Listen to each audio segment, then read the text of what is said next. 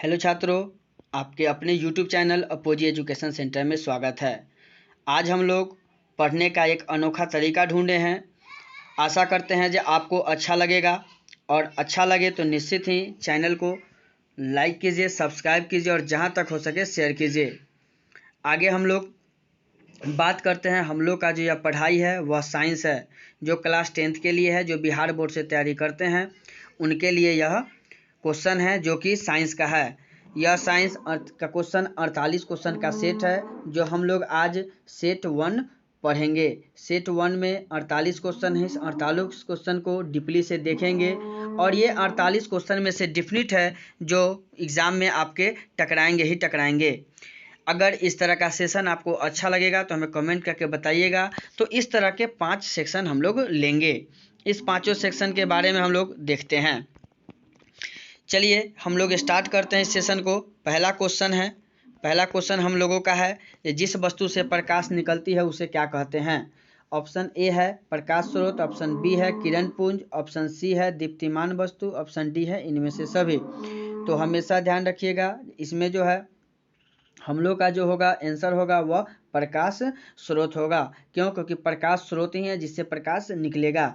क्यों? और किरण पुंज क्यों नहीं होगा? क्योंकि किरण पुंज जो होता है वह किरणों का समूह होता है, इसमें स्रोत का कहीं गुजारा नहीं है, इसलिए यह नहीं होगा। जब एक नहीं होगा तो इनमें से सभी का भी कोई चांस ही नहीं बनता। और दीप्तिमान वस्तु उसे कहते हैं जिससे वस्तु प्रकाश निकलता है, लेकिन ये भी यहाँ पे नहीं होगा।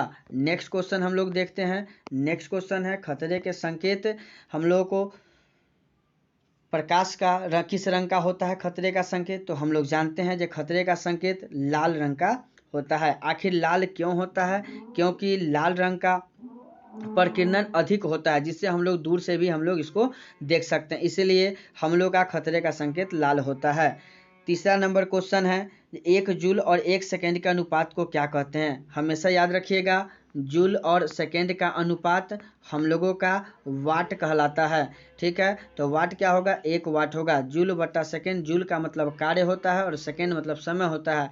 कार्य बटा समय शक्ति का होता है। चलिए अगला क्वेश्चन हम लोग देखते हैं। नेक्स्ट क्वेश्चन है, चुंबक के सजातीय ध्रुवों के बीच परस्पर होते हैं। देखिए हमेशा याद रखिएगा, जब सजातीय ध्रुवों की बात होगी तो इस तरह का चुंबक होता है। एक तरफ होता है नॉर्थ पोल, एक तरफ होता है साउथ पोल। तो हमेशा समान आकर समान होगा तो प्रतिकर्षण होगा, और समान होगा तो आकर्षण होगा। यहाँ सजातीय की बात की गई है, इसीलिए यहाँ प्रतिकर्षण होगा। नेक्स्ट बातें हम लोग देखते हैं। अगला है विद्युत मोटर परावर्तित करता है। देखिए विद्युत मोटर और विद्युत जनित्र में अंतर है। विद्युत जनित्र क्या करता है? हम लोग यांत्रिक ऊर्जा को विद्युत ऊर्जा में बदलता है, लेकिन यहाँ पर विद्युत मोटर है तो यह क्या करेगा? विद्युत ऊर्जा को यांत्रिक ऊर्जा में बदलेगा।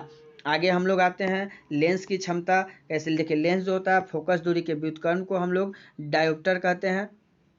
ठीक है, लेंस की क्षमता कहते हैं, जो 1/f होता है। और हमेशा जो फोकस दूरी होगा वह मीटर में होगा। तो 1/m लिखे तब या मीटर इनवर्स लिखे तब, बात एक ही है। तो हम लोग देखेंगे कि हम लोग का ऑप्शन कौन है, तो ऑप्शन हम लोग का सी हो गया। नेक्स्ट क्वेश्चन हम लोग देखते हैं। नेक्स्ट क्वेश्चन है, आकाश का रंग नीला क्यों प्रतीत होता है? देखिए नीला प्रतीत होने के लिए हमें, देखिए अपवर्तन मतलब क्या होता है? ये तो लेंस से अपवर्तन होता है, तो ये ऑप्शन होगा नहीं। ठीक है, उसके बाद प्रकाश के परावर्तन दर्पण होगा, तभी तो। क्या आकाश में दर्पण होता है?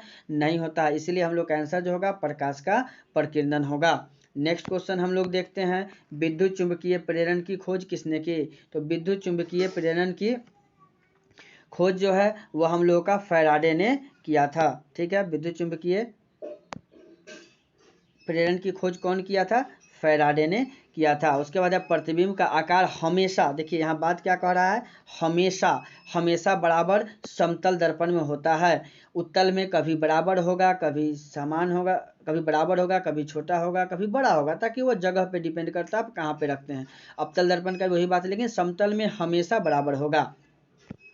आगे की बात हम लोग करते हैं। आगे है 1 किलोवाट कितने के बराबर होता है? तो इसका आंसर होता है 3.6 गुने 10⁶ जूल होता है। नेक्स्ट बातें हम लोग देख लेते हैं। हमारे घरों में विद्युत की आपूर्ति की जाती है। तो 220 वोल्ट पर दिष्ट धारा, देखिए दिष्ट धारा बैटरी से होता है, हमारे विद्युत धारा की बात हो रही है, ये नहीं होगा, 12 वोल्ट होगा नहीं, तो हम लोग का 220 वोल्ट ही होगा, लेकिन कौन सा, प्रत्यावर्ती धारा। आगे की बात करते हैं, अगला क्वेश्चन है, अवतल दर्पण की फोकस दूरी उसकी वक्रता त्रिज्या की होती है। हमेशा याद रखिएगा, जो अवतल दर्पण होगा तो अवतल दर्पण क्या करता है, जो वह फोकस दूरी जो है उसकी वक्रता त्रिज्या की आधी होती है। ठीक है, एफ बराबर होता है r/2, हमेशा याद रखिएगा, एफ बराबर होता है r/2। ठीक है, नेक्स्ट बातें देखते हैं, नेक्स्ट क्वेश्चन देखते हैं। नेक्स्ट क्वेश्चन हम लोगों के सामने है, देखिएगा, ये नेत्र लेंस की फोकस दूरी कम हो जाने से, देखिए कम होगा, कम मतलब क्या होता है, निकट में कम होता है, हमेशा ध्यान रखिएगा, कहाँ कम होता है, निकट में कम होता है, तो इसीलिए हम लोगों का क्या होगा, निकट ही हो जाएगा। ठीक है, देखिएगा हम लोगों का क्या हो जाएगा, निकट ही होगा, निकट दृष्टि दोष में फोकस दूरी कम जाती है। नेक्स्ट बातें हैं, निम्नलिखित में से कौन सा पद विद्युत परिपथ में विद्युत शक्ति को निरूपित नहीं करता है। देखिए विद्युत शक्ति P बराबर हम लोग का होता है V/I। ठीक है, आप हम लोग को दे सकते हैं कि VI है, तो ये भी सही है। ठीक है ना, उसके बाद आप देखिए यहाँ पर आप लिख सकते हैं I, V के जगह लिख सकते हैं, देखिए फार्मूला होता है कि V बराबर IR, होता है कि नहीं होता है, तो यहाँ पर इस V के जगह पर, इस V के जगह पर अगर हम लोग यहाँ IR लिख दे और पहले से I है तो हमेशा I² R होगा, तो ये भी सही होगा। उसके बाद है देखिए यहाँ पर आ जाइएगा, तो देखिए V² R है, तो ये भी हम लोग का यहाँ पे आई के जगह पर आप लिखिएगा तो ये आ जाएगा। तो हम लोग कह रहे थे विद्युत शक्ति का निरूपित कौन नहीं करता है, हमेशा ध्यान रखिए, नहीं की बात होगी तो हम लोग का जो आंसर होगा वह ऑप्शन संख्या बी होगा, IR² जो होगा यह निरूपित नहीं करेगा। नेक्स्ट बातें देखिए, एक साधारण प्रिज्म कितने सतह से घिरा होता है, तो एक साधारण प्रिज्म जो है वह हम लोगों का 5 सतहों से घिरा हुआ होता है। नेक्स्ट है, विद्युत बल के फिलामेंट किस तत्व का उपयोग करते हैं, तो हमेशा टंगस्टन का उपयोग होता है। नेक्स्ट बात देखिए, अभिनेत्र लेंस की फोकस दूरी में परिवर्तन किया जाता है। देखिए जब अभिनेत्र लेंस की फोकस दूरी जब नेत्र के अंदर जब होगा तो वह हम लोग का पक्षमाभी मांसपेशियों के द्वारा हम लोग परिवर्तन कर सकते हैं। नेक्स्ट है, सल्फेट अर्धहाइड्रेट हेमीहाइड्रेट का क्या नाम है, हमेशा याद रखिएगा प्लास्टर ऑफ पेरिस हम लोग इसको कहते हैं। नेक्स्ट क्वेश्चन है कि जो ऑक्सीजन की परमाणु संख्या कितनी, तो जानते हैं हम लोग 8 होता है, हम लोगों का 8 होता है। नेक्स्ट बातें देखिए, नेक्स्ट क्वेश्चन है, 1 पिकोमीटर बराबर होता है 1/12 मीटर। ठीक है, तो यह बटा में नहीं है, तो सॉरी ये गलत हम लोग कहते, 10⁻12 मीटर। ठीक है ना, 1/10⁻12 कहिए तब, या 10⁻−12 कहिए तब, यही हम लोग का मीटर होता है। तो हम लोग का आंसर जो होगा वह सी होगा, पिको मतलब 12 मीटर। नेक्स्ट क्वेश्चन है, एथेनॉल का क्रियाशील, देखिए एथेनॉल की बात कर रहा है तो अल्कोहल ग्रुप होता है जिसके अंत में OH जुड़ा हुआ रहता है। नेक्स्ट बातें है, किसी अभिक्रिया में भाग लेने वाले पदार्थ को कहते हैं, तो ये हम लोग का अभिक्रिया में भाग लेगा वह अभिकारक होगा। उसके बाद साधारण नमक का रासायनिक सूत्र क्या होता है, तो वह NaCl होता है। नेक्स्ट बातें हम लोग देखते हैं, निम्न में बायोगैस हम लोग CH4 होगा, इसी को हम लोग मीथेन कहते हैं, इसी को हम लोग क्या कहते हैं, मीथेन कहते हैं। मीथेन का सूत्र होता है CH4, पोटेशियम का 19 होता है। ठीक है ना, पोटेशियम के परमाणु संख्या कितने होते हैं, 19 होते हैं। नेक्स्ट देख लेते हैं हम लोग, नेक्स्ट हम लोग चर्चा करते हैं, देखिएगा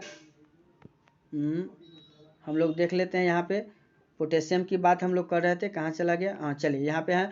उसके बाद है, निम्नलिखित में कौन दुर्बल अम्ल है, तो हमेशा याद रखिएगा दुर्बल अम्ल जो हम लोगों का होगा वह हम लोगों का एसिटिक अम्ल होगा। ठीक है ना, वो हम लोग का क्या होगा, एसिटिक अम्ल हम लोग इसको बोलते हैं। दुर्बल अम्ल हम लोग किसको बोलते हैं, एसिटिक अम्ल को हम लोग दुर्बल अम्ल बोलते हैं, इसको हम लोग एसिटिक अम्ल भी कहते हैं, एसिटिक। ठीक है ना, एसिटिक अम्ल भी हम लोग कहते हैं। उसके बाद कार्बन क्या है, तो कार्बन अधातु है। ठीक है, आगे चलते हैं क्वेश्चन में। अगला क्वेश्चन है, ये निम्न में से कौन विद्युत के सुचालक है, तो ये भी जानते हैं ग्रेफाइट है। उसके बाद देखिए नेक्स्ट क्वेश्चन है, आवर्त सारणी में कितने वर्ग हैं, तो आप लोग जानते हैं कि आवर्त सारणी में 18 गो वर्ग है और 7 समूह हैं। चलिए आगे चलते हैं, नेक्स्ट क्वेश्चन, नेक्स्ट क्वेश्चन है उदासीन विलयन का पीएच मान क्या होगा। हमेशा याद रखिएगा 7 के बराबर होगा, ताकि पीएच मतलब पावर ऑफ हाइड्रोजन जिसको बोलते हैं पीएच को, या पोटेंज भी बोलते हैं जो जर्मन शब्द है।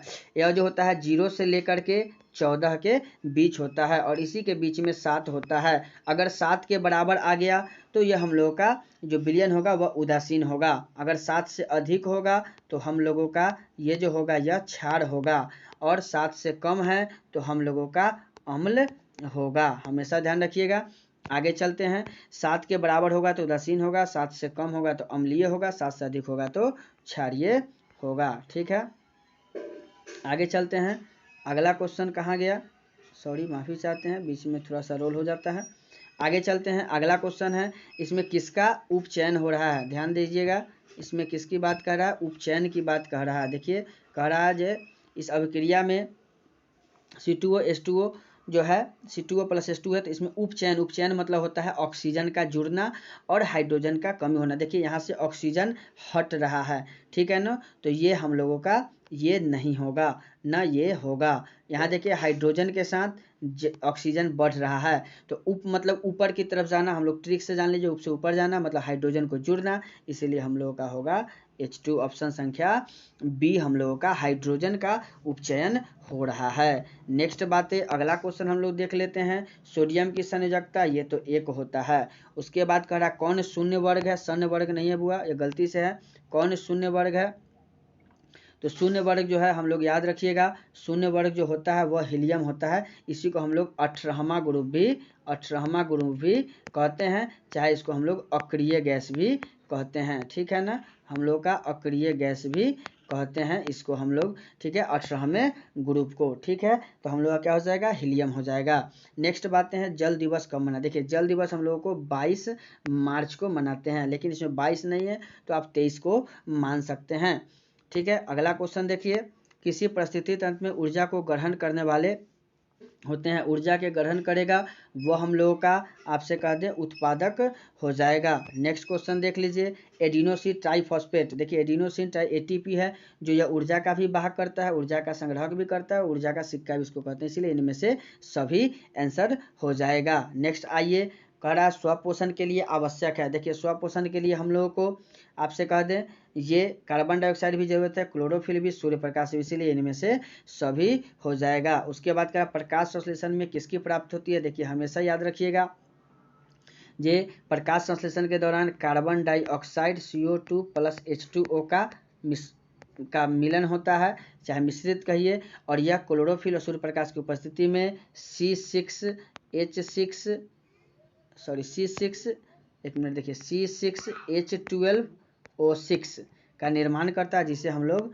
ग्लूकोज कहते हैं। हम लोग का आंसर ग्लूकोज हो गया। नेक्स्ट क्वेश्चन है शुक्राणुओं का मोचन कहाँ होता है, तो यह शुक्र वाहिका में होता है। नेक्स्ट है ओजोन परत कहाँ पे, तो ओजोन जानते हैं ऊपरी सतह में वायुमंडल के होगा, यह भी कुछ विशेष नहीं था।